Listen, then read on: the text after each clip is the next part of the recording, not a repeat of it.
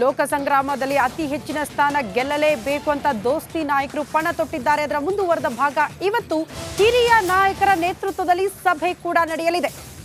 ಬೆಂಗಳೂರಿನ ಖಾಸಗಿ ಹೋಟೆಲ್ನಲ್ಲಿ ಸಭೆ ಆರಂಭಗೊಂಡಿದೆ ಅನ್ನೋದರ ಡೀಟೇಲ್ಸ್ ಸದ್ಯ ಸಿಗ್ತಾ ಇದೆ. ಯಡಿಯೂರಪ್ಪನವರು, ಎಚ್.ಡಿ. ದೇವೇಗೌಡ, ವಿಜೇಂದ್ರ, ಕುಮಾರಸ್ವಾಮಿ, ಆರ್ ಅಶೋಕ್ ನೇತೃತ್ವದಲ್ಲಿ ಸಭೆ ಆರಂಭಗೊಂಡಿದೆ. ಕಾಂಗ್ರೆಸ್ ಅಭ್ಯರ್ಥಿಗಳನ್ನ ಕಟ್ಟಿ ಹಾಕುವುದಕ್ಕೆ ನಾಯಕರು ಈ ಸಭೆಯಲ್ಲಿ ಒಂದಷ್ಟು ಪ್ಲಾನ್ಗಳನ್ನ ರೂಪಿಸಲಿಕ್ಕಿದ್ದಾರೆ ಅನ್ನೋದರ ಡೀಟೇಲ್ಸ್ ಸದ್ಯ ಸಿಗ್ತಾ ಇದೆ. ಪ್ರಚಾರದ ವೈಖರಿ ಯಾವ ರೀತಿ ಇರಬೇಕು, ಜಂಟಿ ಸಮಾವೇಶಗಳ ರೂಟ್ ಮ್ಯಾಪ್ ಬಗ್ಗೆ ಕೂಡ ಈ ಸಭೆಯಲ್ಲಿ ಚರ್ಚೆ ಆಗುತ್ತಂತೆ. ಯಾರು ಪ್ರಚಾರ ಮಾಡಿದ್ರೆ ಸೂಕ್ತ ಅನ್ನೋದ್ರ ಬಗ್ಗೆ ಕೂಡ ಇವತ್ತು ಸಭೆಯಲ್ಲಿ ನಿರ್ಧಾರ ಆಗುತ್ತೆ. ಮೈತ್ರಿ ಗೆಲ್ಲೋದಕ್ಕೆ ಎರಡೂ ಪಕ್ಷಗಳ ಕಾರ್ಯಕರ್ತರ ಸಮನ್ವಯ ಬಹಳ ಮುಖ್ಯ.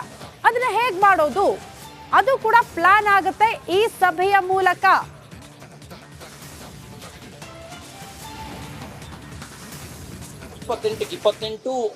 ಲೋಕಸಭಾ ಕ್ಷೇತ್ರವನ್ನು ಗೆಲ್ಲೋದು, ಬೂತ್ನಿಂದ ಹಿಡಿದು ರಾಷ್ಟ್ರೀಯ ಸ್ತರದವರೆಗೆ ಸಮನ್ವಯದ ಮೂಲಕ ಕೆಲಸ ಮಾಡುವಂತೆ ನೋಡಿಕೊಳ್ಳೋದು ಮತ್ತು ಯಾವುದೇ ರೀತಿಯ ಚುನಾವಣೆಯಲ್ಲಿ ಗೊಂದಲ ಆಗದಂತೆ, ಅಪಸ್ವರ ಆಗದಂತೆ ಎರಡೂ ಪಕ್ಷಗಳ ಮತಗಳನ್ನು ಕ್ರೋಢೀಕರಿಸೋದಕ್ಕೆ ಬೇಕಾದಂಥ ಅಜೆಂಡವನ್ನು ರೂಪಿಸೋದು ಇವತ್ತಿನ ಸಭೆಯ ಉದ್ದೇಶ. BJP JDS ರಾಜ್ಯದಲ್ಲಿ ಹೊಂದಾಣಿಕೆಯಾಗಿದೆ. 28 ಲೋಕಸಭಾ ಕ್ಷೇತ್ರವನ್ನು ಗೆಲ್ಲೋದು, ಬೂತ್ನಿಂದ ಹಿಡಿದು ರಾಷ್ಟ್ರೀಯ ಸ್ತರದವರೆಗೆ ಸಮನ್ವಯದ ಮೂಲಕ ಕೆಲಸ ಮಾಡುವಂತೆ ನೋಡಿಕೊಳ್ಳೋದು ಮತ್ತು ಯಾವುದೇ ರೀತಿಯ ಚುನಾವಣೆಯಲ್ಲಿ ಗೊಂದಲ ಆಗದಂತೆ, ಅಪಸ್ವರ ಆಗದಂತೆ ಎರಡೂ ಪಕ್ಷಗಳ ಮತಗಳನ್ನು ಕ್ರೋಢೀಕರಿಸೋದಕ್ಕೆ ಬೇಕಾದಂಥ ಅಜೆಂಡವನ್ನು ರೂಪಿಸೋದು ಇವತ್ತಿನ ಸಭೆಯ ಉದ್ದೇಶ. BJP JDS ರಾಜ್ಯದಲ್ಲಿ ಹೊಂದಾಣಿಕೆಯಾಗಿದೆ. 28 ಲೋಕಸಭಾ ಕ್ಷೇತ್ರವನ್ನು ಗೆಲ್ಲೋದು, ಬೂತ್ನಿಂದ ಹಿಡಿದು ರಾಷ್ಟ್ರೀಯ ಸ್ತರದವರೆಗೆ ಸಮನ್ವಯದ ಮೂಲಕ ಕೆಲಸ ಮಾಡುವಂತೆ ನೋಡಿಕೊಳ್ಳೋದು ಮತ್ತು ಯಾವುದೇ ರೀತಿಯ ಚುನಾವಣೆಯಲ್ಲಿ ಗೊಂದಲ ಆಗದಂತೆ, ಅಪಸ್ವರ ಆಗದಂತೆ ಎರಡೂ ಪಕ್ಷಗಳ ಮತಗಳನ್ನು ಕ್ರೋಢೀಕರಿಸೋದು. ಈ ಬಗ್ಗೆ ಮತ್ತಷ್ಟು ಡೀಟೇಲ್ಸ್ ಅನ್ನು ಕೊಡ್ತಾ ಹೋಗ್ತಾರೆ ನಮ್ಮ ಪ್ರತಿನಿಧಿ ಸುರೇಶ್. ನೇರ ಸಂಪರ್ಕದಲ್ಲಿ ಜಾಯಿನ್ ಆಗ್ತಿದ್ದಾರೆ. ಸುರೇಶ್, ಈಗ ದೊಡ್ಡ ಮಟ್ಟದಲ್ಲಿ ನಾಯಕರ ಹೊಂದಾಣಿಕೆ ಏನೋ ಸಕ್ಸಸ್ ಆಗಿದೆ, ಬಟ್ ತಳಮಟ್ಟದಲ್ಲಿ ಕಾರ್ಯಕರ್ತರ ಅಭಿಪ್ರಾಯ ಏನು ಅನ್ನೋದು ಪ್ರಶ್ನೆ. ಅವರೆಲ್ಲ ಹೊಂದಾಣಿಕೆಯಾಗಿ ಕೆಲಸ ಮಾಡ್ತಾರಾ ಅನ್ನೋದು. ಒಟ್ಟಿನಲ್ಲಿ ಈ ಸಭೆಯಲ್ಲಿ ಇವತ್ತು ಏನೆಲ್ಲ ಚರ್ಚೆ ಆಗುತ್ತೆ, ಏನ್ ನಿರೀಕ್ಷೆ ಮಾಡಬಹುದು, ಈ ಮೂಲಕ ಕಾರ್ಯಕರ್ತರಿಗೆ ಏನ್ ಸಂದೇಶ ಕೊಡ್ತಾರೆ ನಾಯಕರು?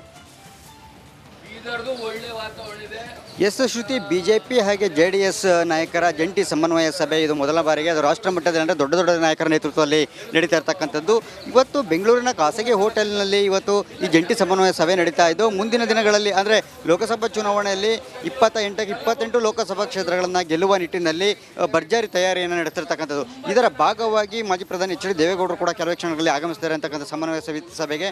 ಇವತ್ತಿನ ಸಭೆಯಲ್ಲಿ ಈಗಾಗಲೇ ಆರ್ ಅಶೋಕ್, ಮುನಿರತ್ನ ಸೇರಿದಂತೆ ಸಿ.ಟಿ. ರವಿ, ಹಾಗೇನೇ ಕೆಲವು JDSನ ಹಿರಿಯ ನಾಯಕರು ಬಂಡೆಪ್ಪ ಕಾಶೆಂಪುರ ಸೇರಿದಂತೆ ಬಹುತೇಕ ನಾಯಕರು ಆಗಮಿಸಿರ್ತಕ್ಕಂಥದ್ದು. ಇನ್ನು ಇವತ್ತಿನ ಸಭೆಯಲ್ಲಿ ಪ್ರಮುಖವಾಗಿ ಇವತ್ತು ಮುಂದಿನ ದಿನಗಳಲ್ಲಿ ಅಂದರೆ ಇನ್ನೇನು ನಾಮಿನೇಷನನ್ನು ಸಲ್ಲಿಸುವಂಥ ದಿನಾಂಕ ಸನ್ನಿಹಿತ ಆಗಿರ್ತಕ್ಕಂಥದ್ದು. ಈ ನಾಮಿನೇಷನ್ ಸಲ್ಲಿಸುವಂತಹ ವೇಳೆ ಯಾವ ರೀತಿಯಾಗಿ BJP ಅಭ್ಯರ್ಥಿ ಸಲ್ಲಿಸುವ ವೇಳೆ JDS ಕಾರ್ಯಕರ್ತರು ಬೆಂಬಲವನ್ನು ನೀಡಬೇಕು ಮತ್ತು JDS ಅಭ್ಯರ್ಥಿಗಳು ನಾಮಿನೇಷನ್ ವೇಳೆ BJP ನಾಯಕರು ಯಾವ ರೀತಿಯಾಗಿ ಬೆಂಬಲವನ್ನು ನೀಡಬೇಕು ಅಂತಕ್ಕಂಥದ್ದು ಒಂದು.